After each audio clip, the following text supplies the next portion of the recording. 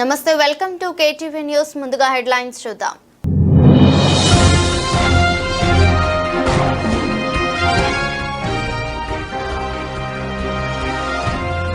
నాలుగు నెలలుగా త్రాగునీరు రావడం లేదంటూ మహిళలు ఆవేదన వ్యక్తం.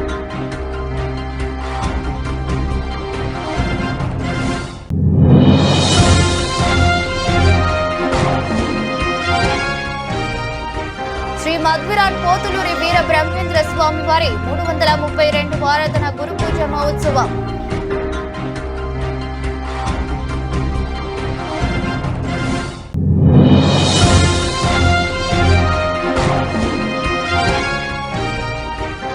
అన్నమయ్య జిల్లాలో ఉరుములు మెరుపులతో కూడిన భారీ వర్షం.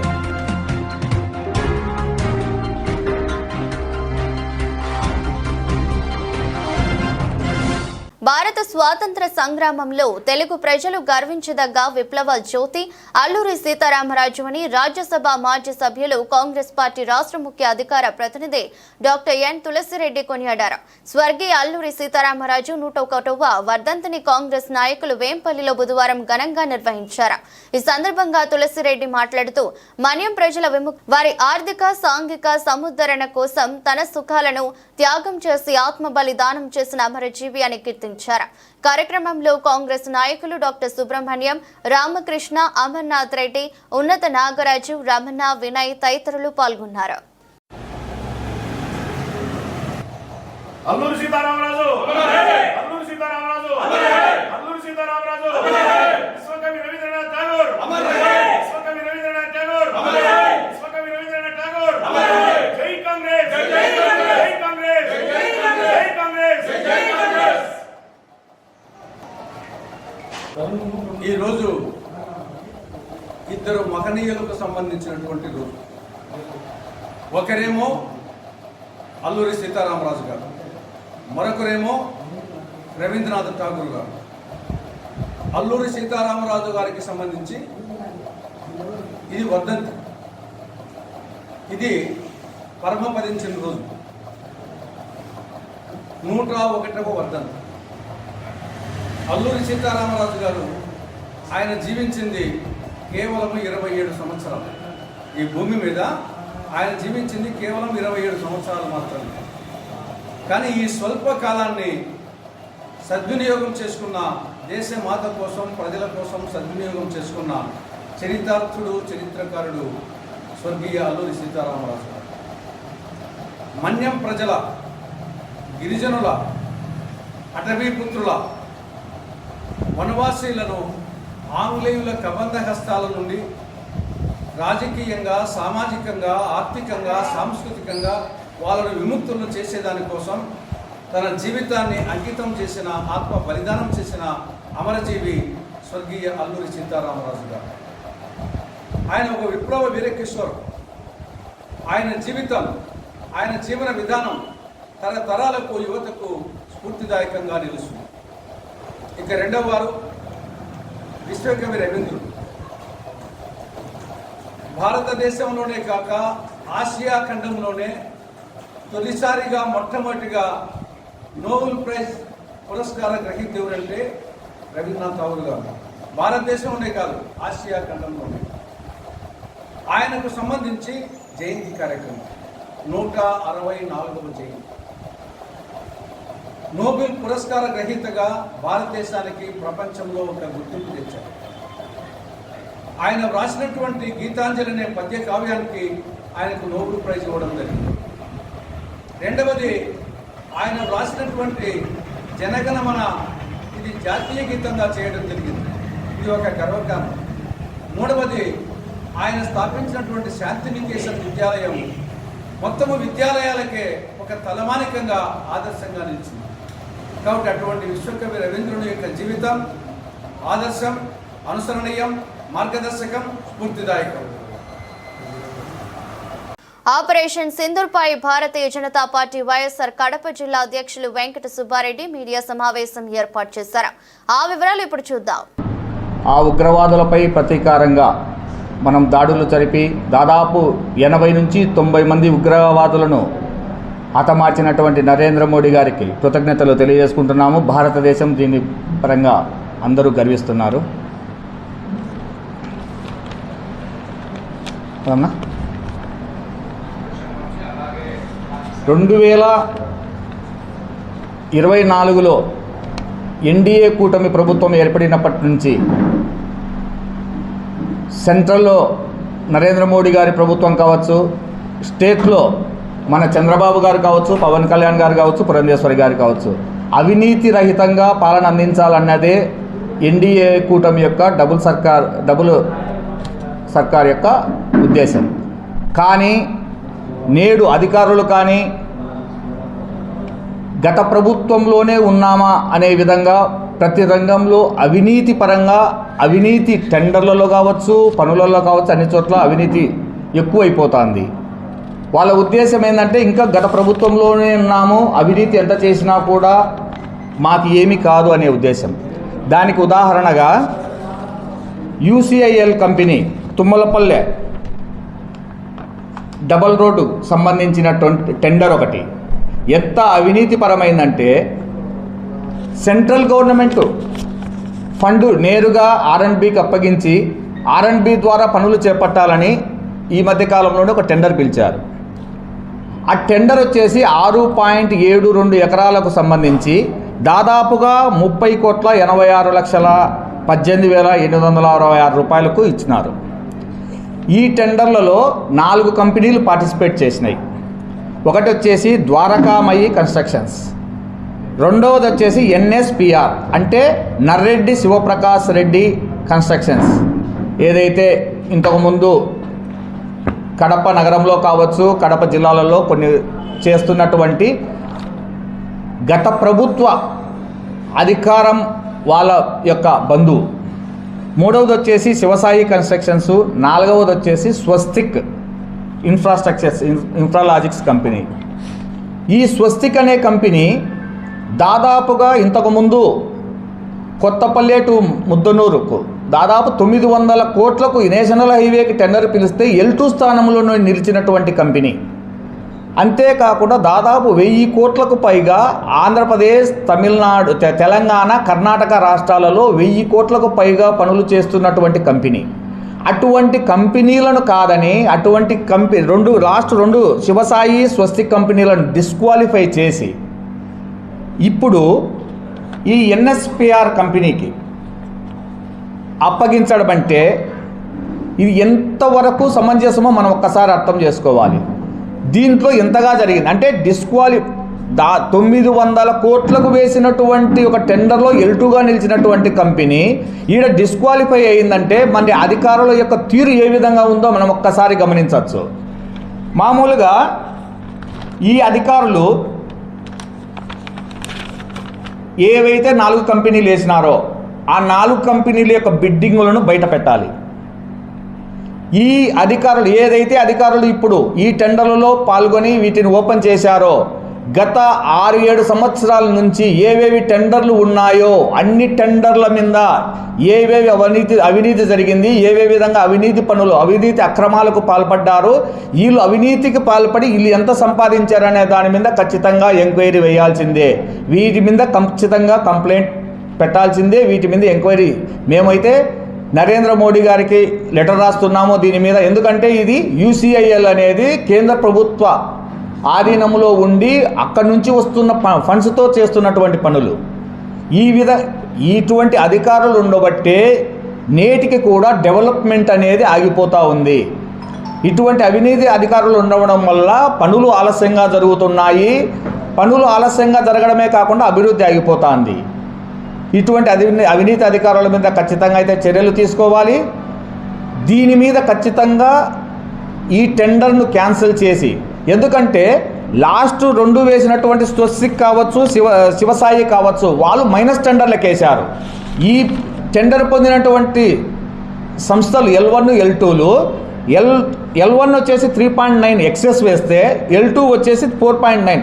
అంటే ఇక్కడ కూడా మనం అర్థం చేసుకోవచ్చు. జస్ట్ 30 లక్షల తేడాతో 2 కంపెనీలు వేసేసి వాళ్ళు కుమ్మక్కయ్యి పొందినటువంటి కంపెనీ. దీని వెనకాల ఎవరన్నా కూడా ఖచ్చితంగా వాళ్ళ మీద చర్యలు తీసుకోవాలి. దీని మీద మేమైతే రాష్ట్ర ప్రభుత్వానికి మరియు సెంట్రల్ గవర్నమెంట్కు దీని మీద కంప్లైంట్ చేస్తున్నాము. ఇటువంటి టెండర్లను క్యాన్సిల్ చేయాలి. ఖచ్చితంగా యూసీఐఎల్ కంపెనీ అంటే ఇదేమి వాళ్ళు ఎవరితో ఇస్తున్నటువంటి ప్రజల సొమ్ము, ఇది ప్రజల సొమ్మును కాపాడాలి, ప్రజల బాగోగు కోసం పాటుపడాలి, ప్రజలను అభివృద్ధి పరచడం కోసం ఖచ్చితంగా పాటుపడాలని కోరుచు ఈ టెండర్లను ఖచ్చితంగా క్యాన్సిల్ చేయాలి. దీని మీద ఖచ్చితంగా ఎంక్వైరీ వేసేసి ఈ సదరు అధికారుల మీద ఏవేవైతే టెండర్లు ఇంతకుముందు పిలిచిన్నారో, ఏవేవైతే టెండర్లు ఏ విధంగా ఓపెన్ చేసేసి ఈ విధంగా కుమ్మక్కలున్నారో అన్నిటి మీద ఖచ్చితంగా విచారణ జరగాలని కోరుకుంటున్నాను. ఒకటి కడప డెంటల్ కాలేజీలో ఇన్ఛార్జ్ ప్రిన్సిపల్ వచ్చినాము చూస్తున్నాము. తన భర్తను అక్రమంగా పోస్టులో పెట్టుకొని అక్రమాలు చేసుకుని కూడా చాలా ఆరోపణలు వస్తున్నాయి మీడియా. దానిపైన మీరు ఏమంటారు? ఈ మధ్య కాలంలో మా ముందుకు వచ్చింది అది. యాక్చువల్గా అతను వచ్చేసి క్వాలిఫై లేకపోయినా కూడా, అంత ఎక్స్పీరియన్స్డ్ పర్సన్ కాకపోయినా కూడా అసిస్టెంట్ ప్రొఫెసర్గా ఉన్నటువంటి వ్యక్తి మామూలుగా ఆ విధంగా వచ్చాడని ఆరోపణలు వచ్చాయి. అసోసియేట్ ప్రొఫెసర్గా ఆయనను ఇన్ఛార్జిగా వేశారు, ఒక డిపార్ట్మెంట్కి వేశారు. అంతేకాకుండా ఆమె కూడా ఇన్ఛార్జ్ ప్రిన్సిపల్. ఇంతకాలం కొనసాగింపుగా జరుగుతుందంటే దాని మీద కూడా సదరు మా యొక్క వైద్య ఆరోగ్య కుటుంబ సంక్షేమ శాఖ మంత్రి గారిని ఖచ్చితంగా కలుస్తాము. దాని మీద కూడా ఖచ్చితంగా విచారణ జరిపేసి దాని మీద కూడా కొంచెం కుంభకోణాలు జరిగినాయి, ఆడ కూడా డెంటల్ కాలేజీలో జరిగి ఉన్నాయని వచ్చినాయి. దాని మీద కూడా ఖచ్చితంగా మేము అక్కడికి పోయి పరిశీలించి ఖచ్చితంగా దాని మీద చర్యలు తీసుకుంటాం. గతంలో ఇప్పుడు కూటమి ప్రభుత్వం వచ్చినాక అక్కడ చాలా మందిని ట్రాన్స్ఫర్ చేశారు. ఆమె గత ప్రభుత్వం నుంచి అక్కడే ఉంది, లాబింగ్ చేస్తాం. మొత్తం స్టేట్ ఆఫీస్ నుంచి ఏదో కొంచెం ఆమెకు పలుకుబడి ఉంది అని అంటున్నారు. దాని మీద కూడా కొంచెం అంటే మనకు సమాచారం లేదు కాబట్టి దాని మీద ఖచ్చితంగా తగు విధంగా కాలేజీ లేకపోయి మిగతా చోట విచారించేసి దాని మీద ఖచ్చితంగా మేము అయితే దాని మీద కూడా పోరాటం చేస్తాం ఖచ్చితంగా.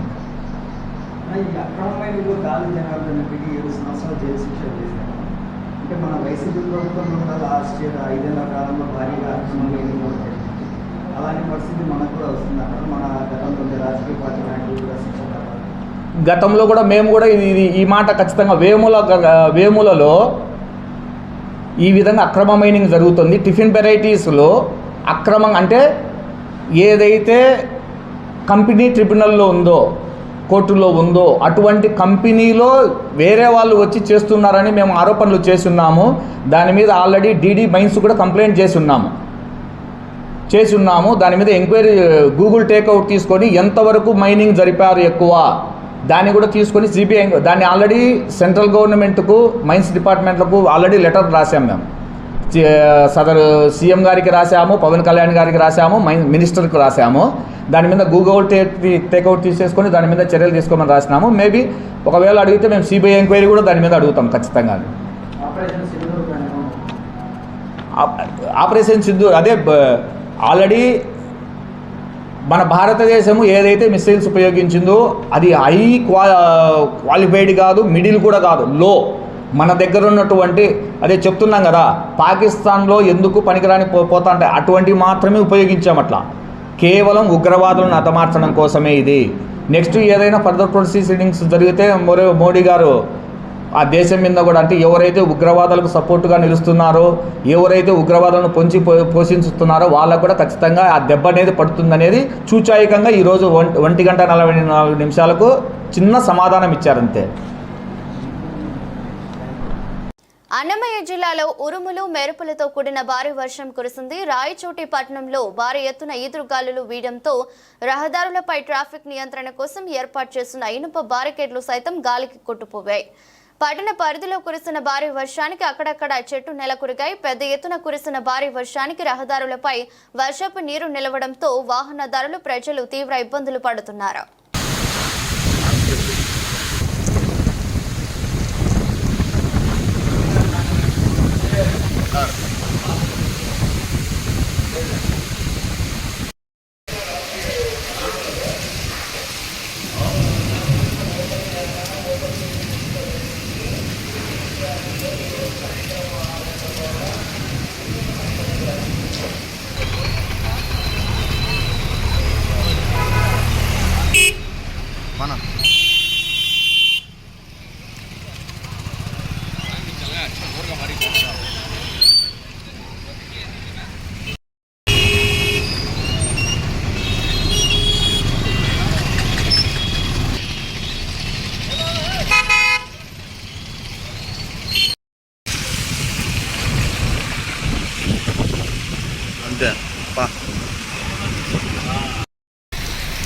ముందుకు బంగా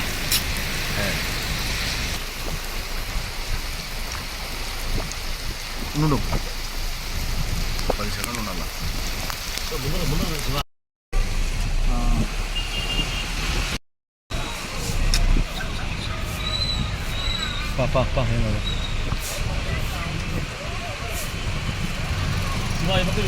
పా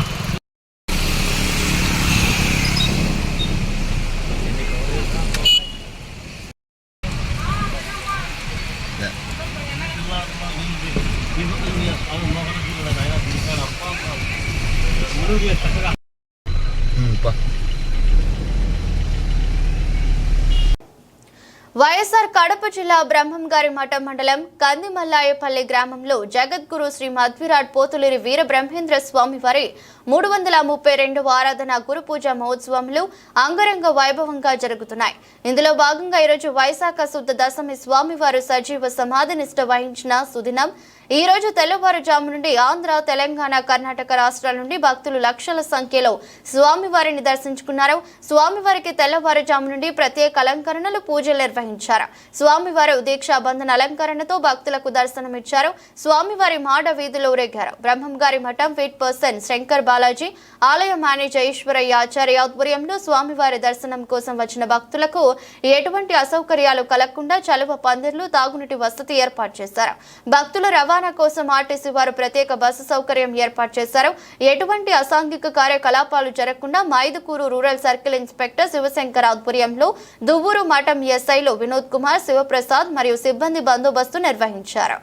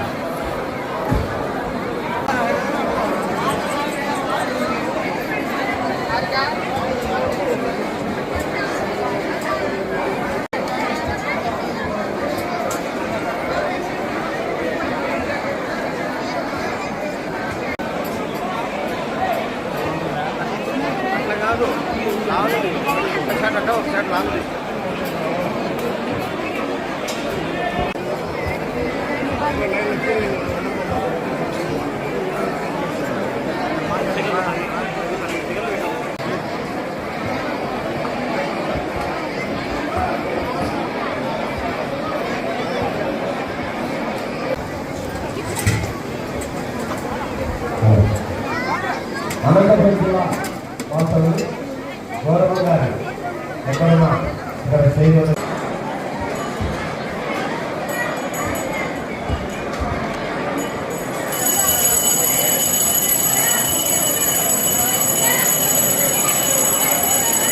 గోవింద నాయక్ ఎక్కడున్నా కూడా వేదిక దగ్గరికి రావాలి. 12 సంవత్సరాలు కూడా త్వరగా రావాలి. 62 సంవత్సరాలు ఉన్నటువంటి వ్యక్తి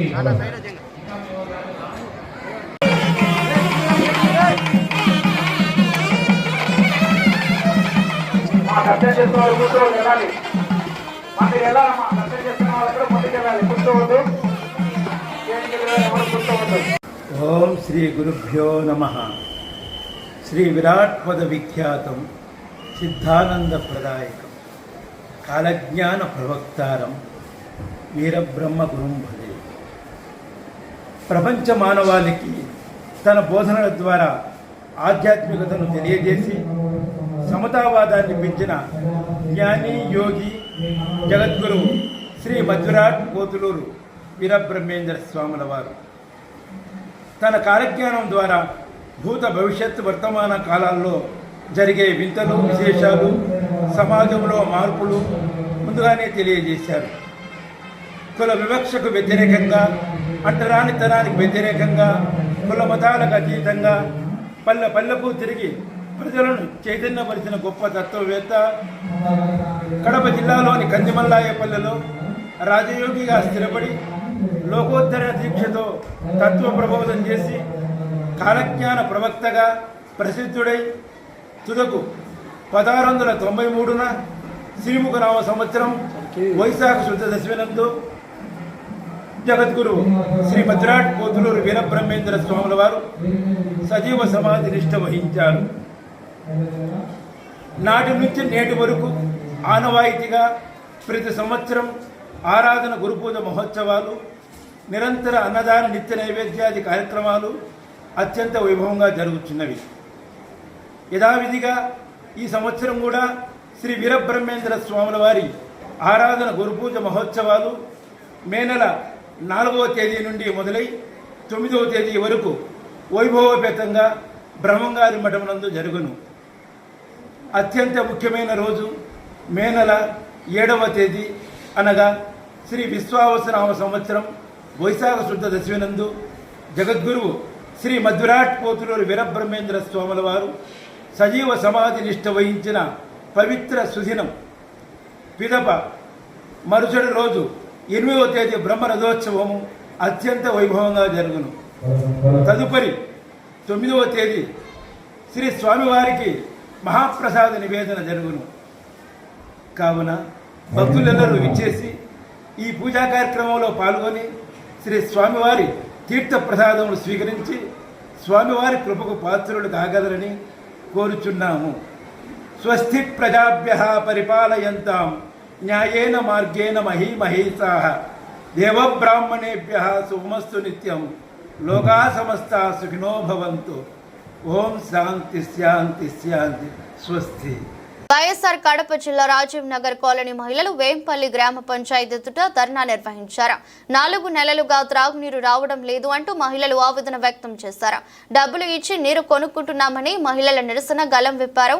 గ్రామ పంచాయతీ ఈవో బయటకు రావాలి అంటూ నినాదాలు చేశారు. అనంతరం ఈవో మాట్లాడుతూ తాను నూతనంగా బాధ్యతలు తీసుకున్నానని, త్వరలోనే సమస్యకు పరిష్కారం చూపుతామని తెలిపారు.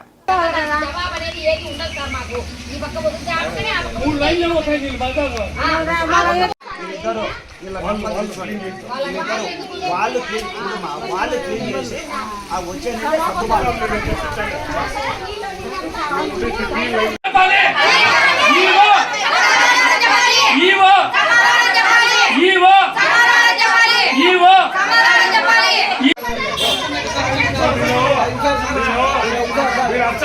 అయిపో చెప్తాడు వినండి, అయిపో చెప్పినప్పుడు వినండి. అందరికీ సర్దుబాటు అయితే చేస్తాను. ఇది నా దగ్గర ఉండే పరిష్కారం. ఇంకా మీరు ఏదైనా చెప్పాలంటే ఒక మాట, ఇక్కడ ఆ డిపార్ట్మెంట్ కూడా అంతే ఉంది. వాళ్ళతో మేము మాట్లాడతాము. ఆ నెంబర్లు కావాలంటే ఈయన కూడా ఇస్తాడు, రేపు కూడా మాట్లాడతాం. మేము తక్షణం ఈ పని చేయగలమమ్మా. ఇంతకంటే నాకేం శక్తి లేదు, నేనేం దేవుడిని కాదు.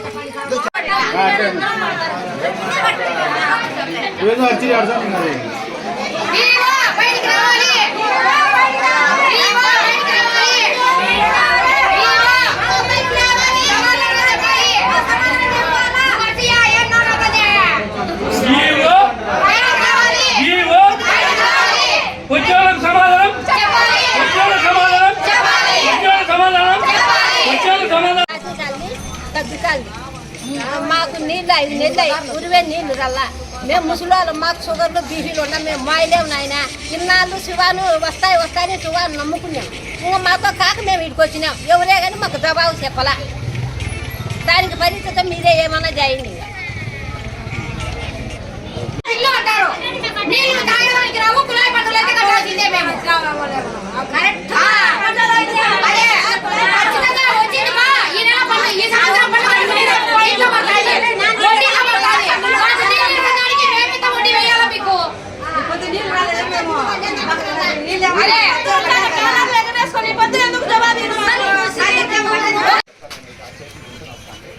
నేను వచ్చి 5 రోజులు అయితే ఇక్కడ ఉండే గతంలో పరిస్థితులు నాకు నేను వీళ్ళని అడిగి ఆర్డర్లు ఇవ్వని అడిగి గవర్నమెంట్ అడిగి కొంత ఫీడ్బ్యాక్ తీసుకున్నాను. రాజీవ్ నగర్ కదా, రాజీవ్ నగర్లో ఏం ప్రాబ్లం ఉంది ఏమి కదా. గత 6 నెలల నుంచి సమస్య ఉందని చెప్తాను. ఇది చాలా దారుణం. 6 నెలల నుంచి సమస్య ఉండడం అనేది చాలా దారుణమైన విషయం.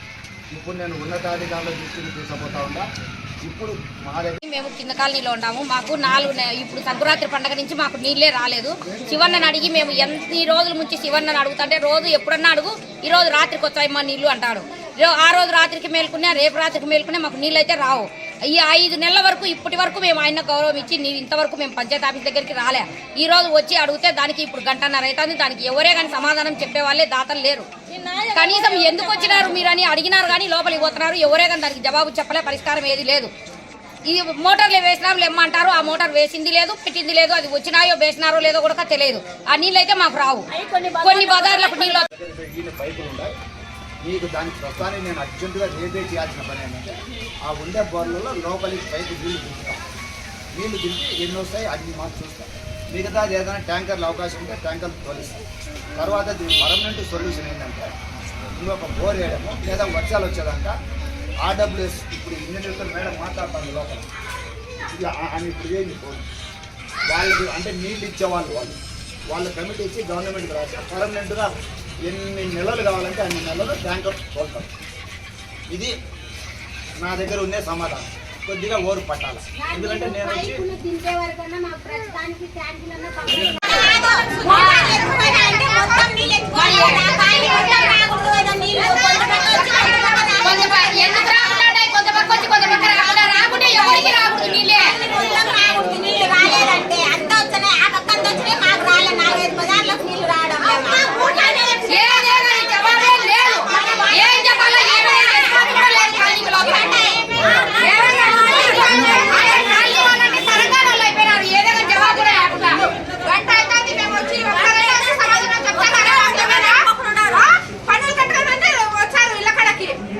నీళ్లు లేవు. ఒక 6 నెలల నుంచి అని వచ్చినారు. 6 months నుంచి నీళ్లు లేకుంటే ఎట్లా ఏ విధంగా జీవిస్తారని నేను ఆలోచిస్తున్నాను. నేను వచ్చి కనీసం 5 రోజులు 6 రోజులు అయింది. నేను కూడా నాది ఈ జిల్లా కాదు, నాది కడప జిల్లానే కాదు, నేను ఎక్కడో చిట్వేల్లో ఉంటే నన్ను ఇక్కడ ఎవరు అధికారులు నన్ను అదే పనిగా ఒక రకంగా చెప్పాలంటే ఇక్కడ ఉండే పరిస్థితుల దృష్ట్యా ఇక్కడ జీతాలు 5 నెలల నుంచి లేవు. 5 నెలల నుంచి పారిశుద్ధ్య సిబ్బందికి కానీ ఇక్కడ కాంట్రాక్ట్ సిబ్బంది జీతాలు లేకుండా ఉంటే వాళ్ళకు జీతాలు ఇచ్చి అంతకుముందు ఉన్న టెంపరీ వాళ్ళు ఎవరైతే మానిటరీ సచివాలయ సిబ్బందికి అటాచ్ చేసి ఆ పనులు చేయండి అని నన్ను మామూలు కలెక్టర్ గారు అంటే వైఎస్ఆర్ జిల్లా కలెక్టర్ గారు, అన్నమయ్య జిల్లా కలెక్టర్ గారు, అన్నమయ్య జిల్లా డిపో గారు, అదేవిధంగా కడప జిల్లా డిపో గారు నన్ను ఇక్కడికి పంపినారు. నేను ఇప్పుడు ఇంకా స్టడీ చేసే పరిస్థితిలోనే ఉన్నా. మీరు ఇక్కడ ప్రజలు వచ్చినందుకు వాస్తవంగా నీటి సమస్యకు సంబంధించి మార్చిలోనే గవర్నమెంట్ అలర్ట్ చేసింది అందరినీ, కింద గ్రౌండ్ ఫ్లోర్ నుంచి అప్ టు మన అమరావతి వరకు. ఏమని ఎక్కడైనా నీటి సమస్య ఉంటే దీనికి ఒక కమిటీ ఉంది. ఆ కమిటీ ద్వారా కలెక్టర్ సార్ గారికి పంపితే వాళ్ళు శాంక్షన్ తీసుకొని నీళ్లు తోలుతారు. ఆ పని జరిగిందో లేదో నాకు ఇక్కడ ఇంకా తెలియదు. ఇక్కడ ఏ రికార్డు కూడా లేదు. ఈ గ్రామ పంచాయతీలో ఏ రికార్డు కూడా నాకు అవైలబుల్గా లేదు. రికార్డు ఎంక్వైరీ గతంలో ఉన్న ఈఓల పైన, గతంలో ఉన్న అధికారుల పైన, అందరిపైన ఇక్కడ ఎంక్వైరీ జరుగుతూనే ఉంది. దానికి డిపో గారు మన ఎంక్వైరీ అధికారిని వేశారు, అది జరుగుతూ ఉంది. ప్రస్తుతం ఏదేమైనా నీటి సమస్య తీర్చాలి కాబట్టి నా దగ్గర ఉన్న వనరుల మేరకు వాటిని డీపనింగ్ చేసి నీళ్ళు వేసి ఇదేసి తర్వాత ఆర్డబ్ల్యూఎస్ వాళ్ళతో అనుసంధానం చేసుకొని ఆర్డబ్ల్యూఎస్ మేడం గారితో కూడా మాట్లాడడం జరిగింది. ఎంత వీలైతే అంత తొందరగా నాకున్న వనరులను బట్టి నేను ఈ సమస్యను పరిష్కరిస్తాను. ఇది నా సైడ్ నుంచి. వార్తలు ముగించే ముందు మరోసారి హెడ్లైన్స్.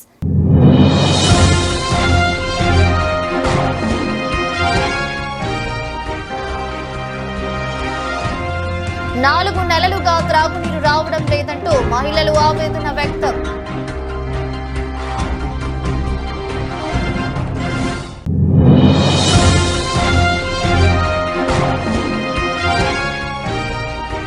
శ్రీ మధ్విరాట్ పోతులూరి వీర బ్రహ్మేంద్ర స్వామి వారి 332వ ఆరాధన గురు పూజ మహోత్సవం.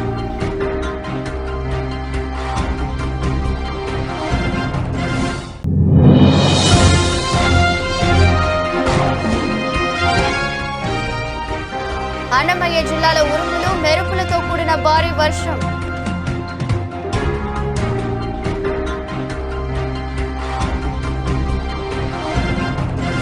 ఇది బులెటిన్. మరో బులెటిన్లో మళ్ళీ కలుద్దాం. అంతవరకు సెలవు. నమస్కారం.